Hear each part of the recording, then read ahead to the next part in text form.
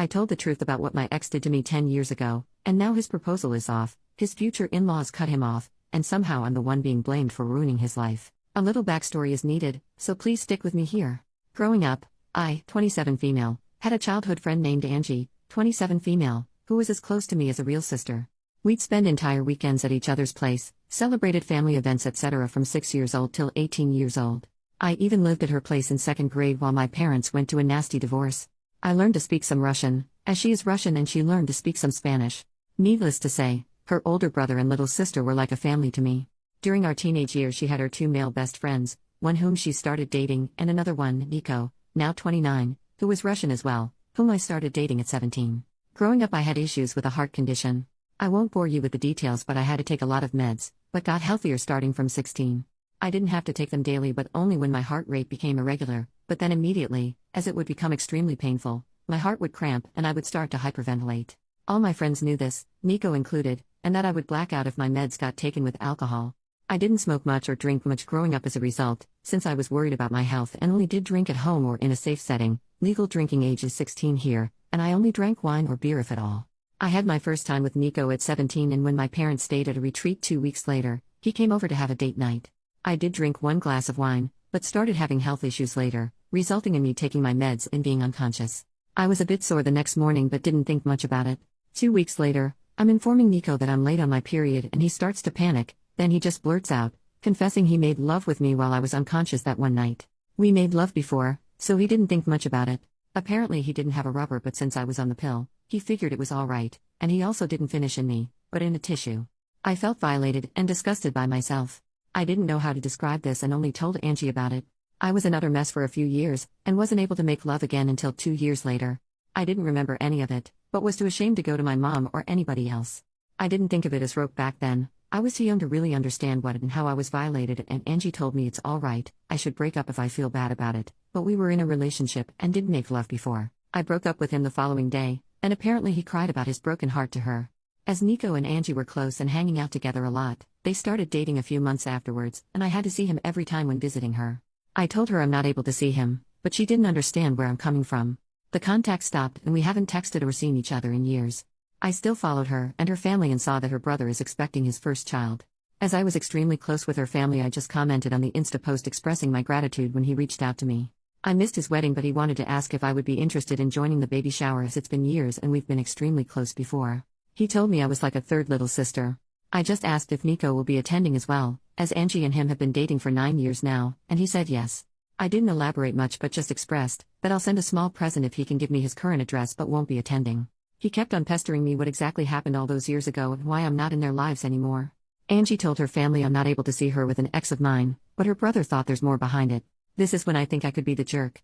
I told him the truth about what happened back then. And while I didn't know it at 17, I know now that this was rope and I named it as such. I didn't receive any message back from him, but a few days later Angie reached out to me, furious. Nico had planned to propose during the baby shower, but Angie's brother is against it now, having learned why I stopped the contact.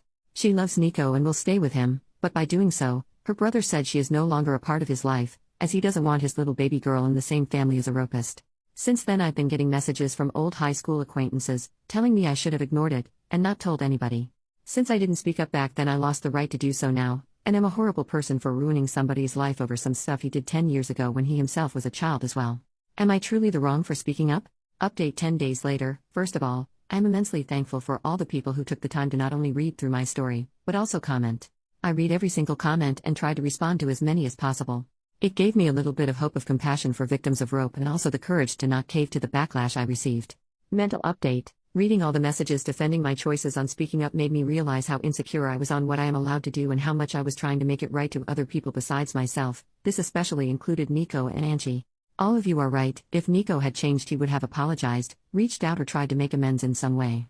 Either when word got to him from his brother-in-law or at some earlier point in his life. My former best friend Angie should have been able to feel some sort of compassion if she had any respect for me as a human being or the time we spend together.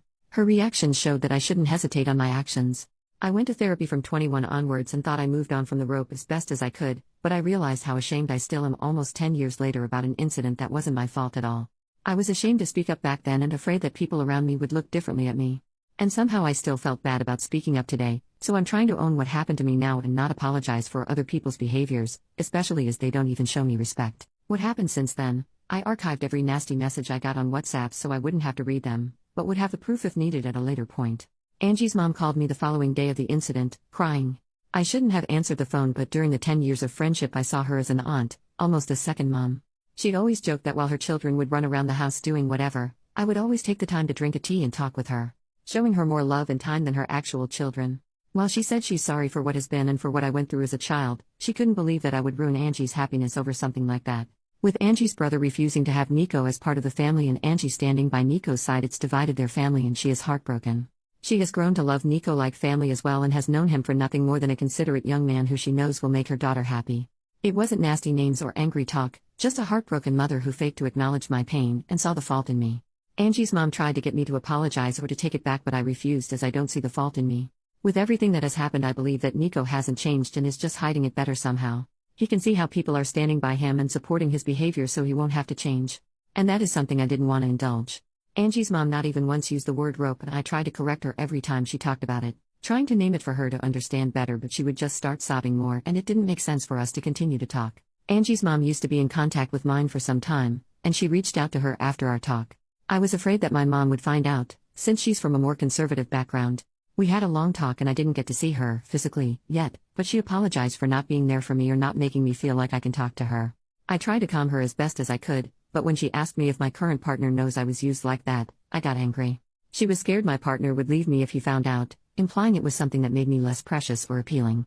When she asked me to keep it a secret from our family abroad and in our country, I hung up. She was acting exactly the way I was afraid she would, as if it's something shameful. It was especially hard as I am trying my best to move away from the feeling of shame. She has since apologized, but it's clear that her view of me has changed. I don't yet know how to deal with it, but that's something to worry about in the next few weeks. As some of you suggested, I wrote Angie's brother, Sven, again and apologized for the mess, but I'm glad that it is out in the open and how proud I am that he's defending his family. I asked if his old email is still working as I would just send a gift card.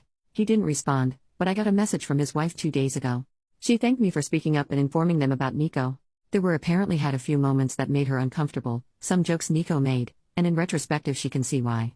Sven apparently informed her the moment he got my initial text, and both of them have since seen Angie but not Nico. She refuses to be in the same room or house as him, and same goes to their unborn daughter. Sven and Angie's mom has been at their place multiple times to beg to forgive Nico, and Sven caved a little. Angie and Nico will get married, Sven will attend but his wife will not. He is allowed in the family but not in contact with either Sven's wife or daughter. Those restrictions are not for Angie. Sven was suffering trying to ease his mother's worries and is not able to take a stand and cut them out completely. This is a compromise they made without his wife's approval, and she told me she's trying her best to cut them out of their life indefinitely.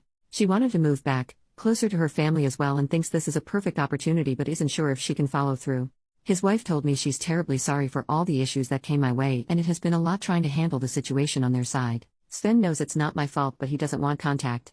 It's hard for him to talk or see my name because even though he knows I'm not the guilty party, in some way I was the bearer or bad news and he sees me as the start of all this drama. She told me a few times that neither believe I'm the bad guy, they just are tired with everything and it's just been extremely hard on them. That's all that has happened so far. I am frustrated about how everything came to be. It feels like Nico will just continue with his life without having to be remorseful. I didn't want him to suffer, but I think some part of me wanted to at least receive some kind of apology for all the suffering I went through afterwards. I'm having to deal with my mother and her changed shameful view on me, and even though I'm happy it's all out, it's extremely hard to stand by my choices. My partner and my best friends both have been my shoulder to cry on during this ordeal. Especially my best friend was enraged for me, and I am extremely grateful to have both by my side. Right now I'm just emotionally drained, but I'm sure it will be better once a few weeks passes.